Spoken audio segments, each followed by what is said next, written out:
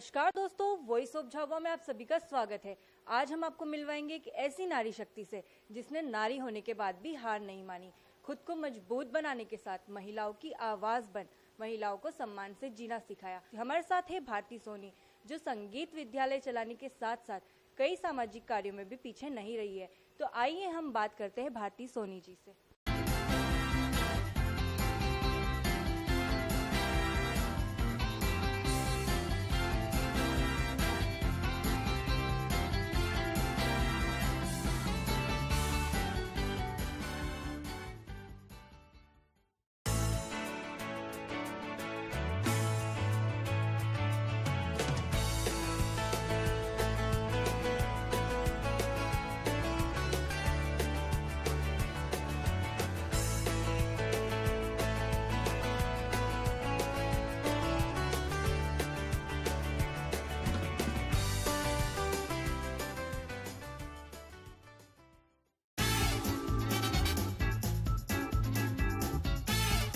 गृहिणी होने के साथ साथ आप घर के अन्य दूसरे काम कैसे कर लेती?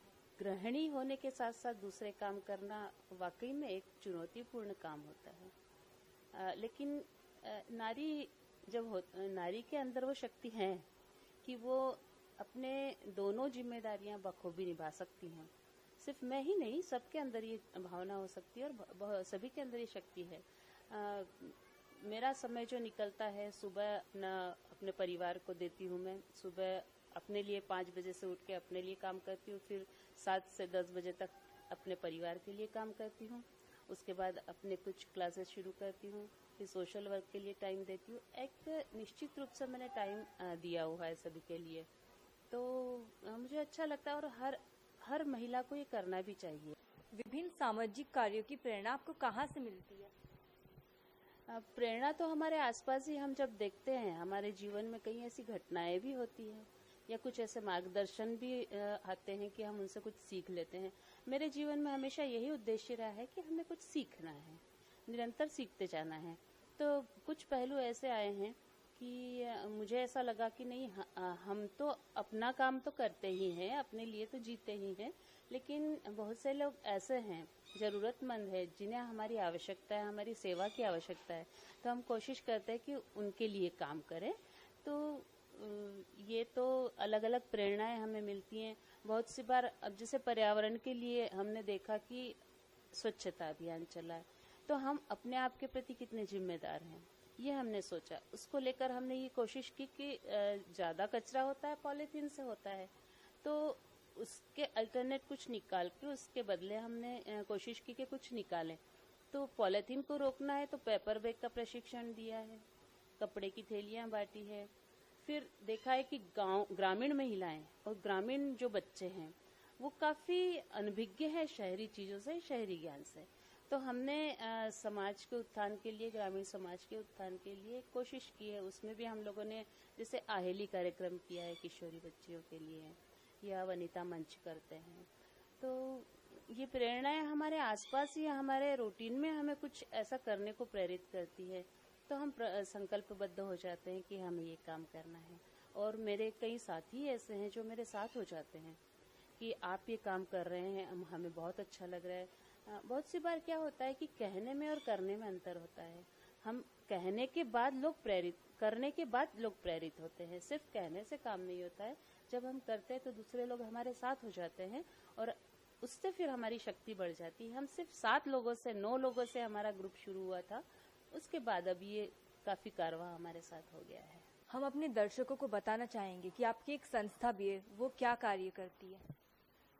मेरी संस्था नहीं, मेरे सभी सहयोगियों ने मिलकर एक उस संस्था को जन्म दिया है जिसका नाम संकल्प ग्रुप है। ग्रुप कहना चाहिए, इतना जरूरी नहीं है, संकल्प परिवार ही हम कहते हैं। और उसमें काफी अच्छी महिलाएं, अच्छे से मतलब है घरेलू महिलाएं हैं, लेकिन एक तरह से कहना चाहिए शिक्षित महिलाएं हैं। और सभी लोग इस कार्य में बिल्कुल निस्वार्थ रूप से जुड़े हुए हैं, निरंतर कार्य करते रहते हैं। इस संस्था में कई कार्य होते हैं। मैंने जैसे बताया कि 2009 से इस संस्था की स्थापना हुई है। 9 लोगों ने हमने यहाँ शुरू किया था ये कार्य। और उस कार्य को देखते देखते आज 200 से 400 लोग हमारे साथ जुड़े हुए हैं, जो वाकई में गौरव की बात है हमारे लिए। झाबुआ बहुत अच्छी जगह है, बहुत अच्छे लोग हैं यहाँ के। और कहते हैं लोग कि आदिवासी क्षेत्र है, बहुत पिछड़ा हुआ है, लेकिन ऐसा नहीं है।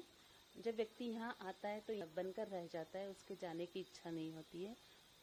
यहाँ की करीब 60 से 70 सामाजिक संस्थाएं यहाँ पर, जो आपसी सामंजस्य से बहुत अच्छे अच्छे कार्य करती हैं, और हमारा ग्रुप भी उसमें से एक है, जो कई गतिविधियाँ करता है, साहित्यिक, सामाजिक, कला के क्षेत्र में और पर्यावरण के क्षेत्र में।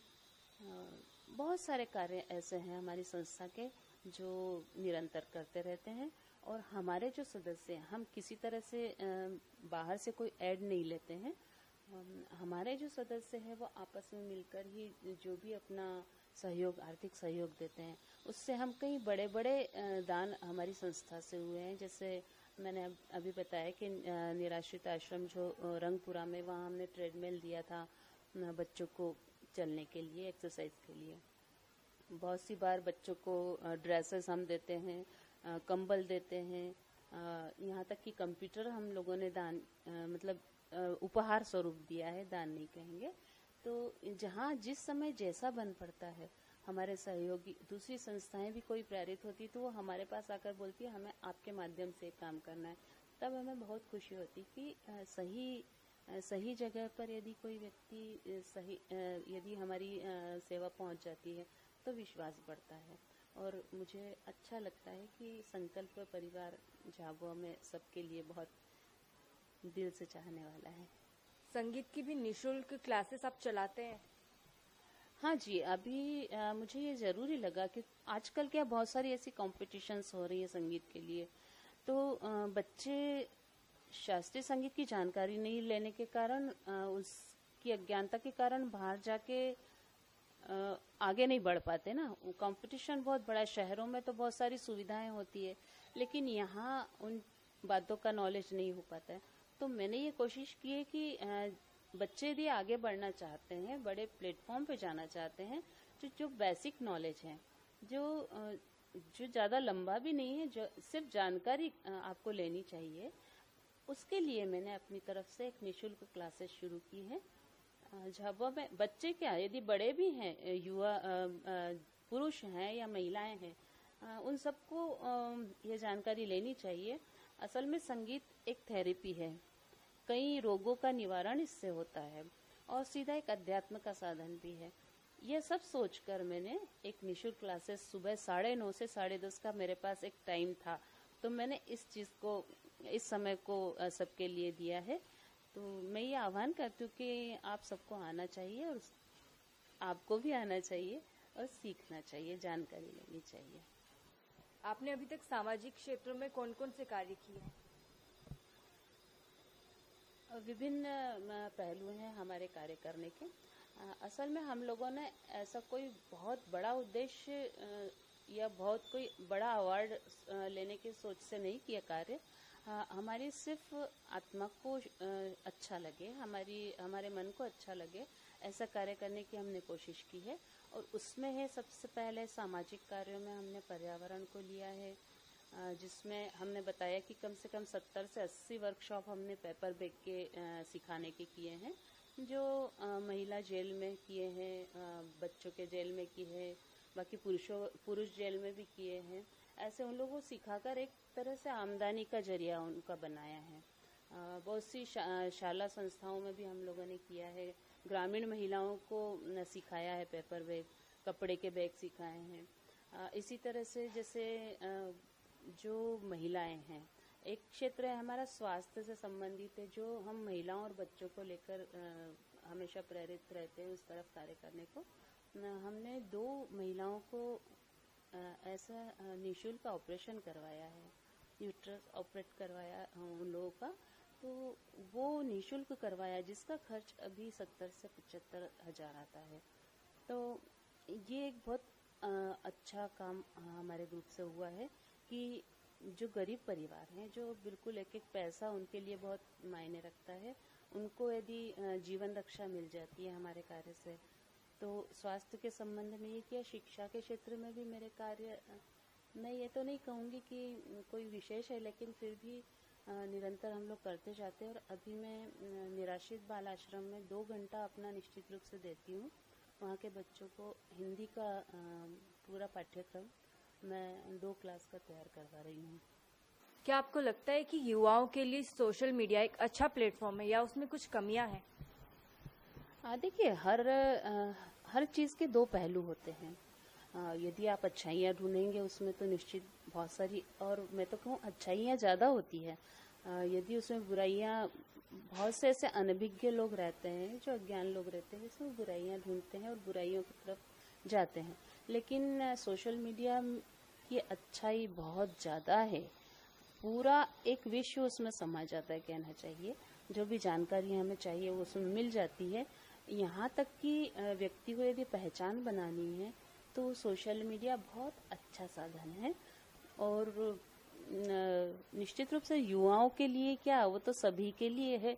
और देखिए, हर क्षेत्र में, शिक्षा के क्षेत्र में सोशल मीडिया कितना लाभदायक है, कला के क्षेत्र में आपकी पहचान वाकई में सोशल मीडिया बहुत जल्दी कवर करता है और इसका परिणाम भी तुरंत मिल जाता है।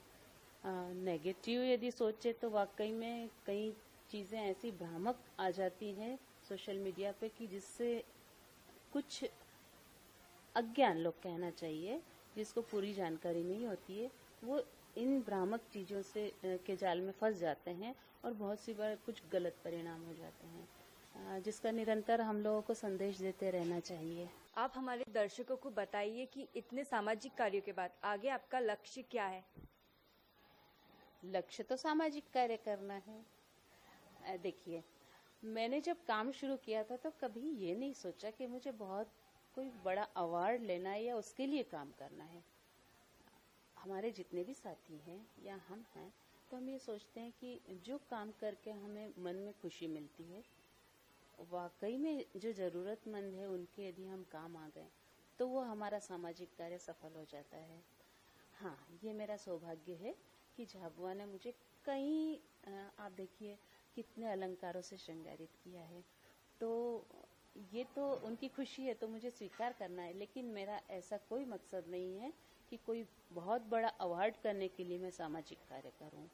ईश्वर से मैं यही प्रार्थना करती हूँ कि मेरे मन में वैसी ही भावना रखे हमेशा कि मैं सदा निस्वार्थ होकर सेवा करती रहूं और उसका अच्छा परिणाम सबको मिलता रहे। मैम, झाबुआ की परंपरा को लेकर भी आपने कुछ किया है? हाँ, झाबुआ की परंपरा से वाकई में बहुत प्रेरित हूँ। यहाँ की संस्कृति देखो, यहाँ की जो आर्ट है वो भी बहुत ही अनोखी है।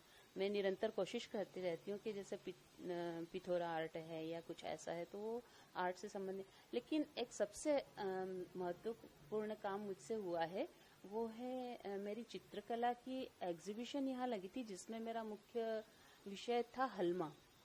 झाबुआ की एक परंपरा है हलमा, जो विश्व में पूरी तरह से फैल रही है। और वाकई में हलमा मतलब हिल मिलकर काम करना, ये एक संदेश बहुत बड़ा जाता है झाबुआ से।